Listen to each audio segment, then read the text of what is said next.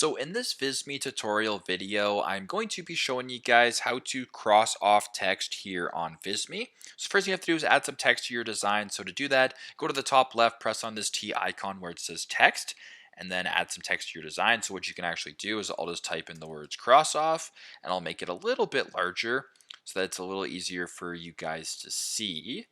Just like that. So if you want to cross off text here, it's pretty straightforward. Double tap on this or just press the text, go to the top left and press on edit.